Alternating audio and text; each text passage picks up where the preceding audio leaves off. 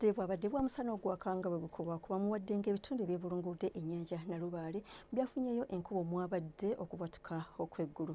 Tukwaniriza eno embeera y'obudde okuva mu Unima, nze Annette Nakimbugwe. Wadde nga wezaweddde essaawa 3 ez'amakya ga leero ng'ebitundu ebimu nga Kitegu, Namulonge ne Kampala byo nga bifunyeeyo enkuba.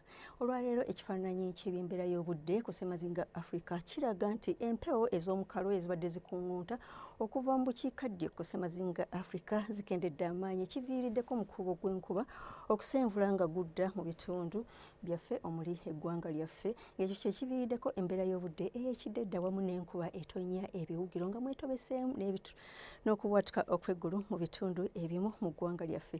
Embeera y'obudde ey'okumakya tusuubira enkuba okutonya mu bitundu by'eggwanga ebisinga obungi, wadde ng'ebyo ebiri nga Kasese, Mubende, Kabale, Mbarara bisuubirwa okubeeramu n'omusana ogwaka nga bwe gukubakubamu, so ng'ate ne mu biseera eby'olweggulo era tusuubira enkuba okweyongera okutonya mu bitundu by'eggwanga ebisinga nga n'ebimu mulimu n'okubwatuka okw'eggulu, era nga Mbarara, Kabale wasuubirwayo omusana okusigala nga okwaka nga bwe gukubakubamu.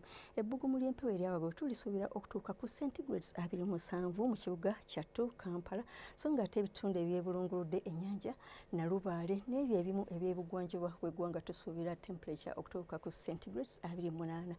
Yo e Kabale tusuubira temperature okutuuka ku centigrades 24, wadde nga yo e Kasese tusuubira temperature nti ejja kutuuka ku centigrades 3. Okweyongerayo mu bibuga ebimu eby'emitala w'amayanja omuli Nairobi, Dubai ne Madrid, omusana gusuubirwa okwaka nga bwe gukubakubamu, ng'ate yo mu Nairobi temperature esuubirwa okutuuka ku centigrades 23. Yo e Rome obudde busuubirwa okubeera obw'ekiddedde, ate mu Moscow enkuba esuubirwa okutonya ne temperature okutuuka ku centigrades 21 eyo mu Moscow. Weebale kubeera naffe akaseera kano, tulinde nate nkya akadde keekamu.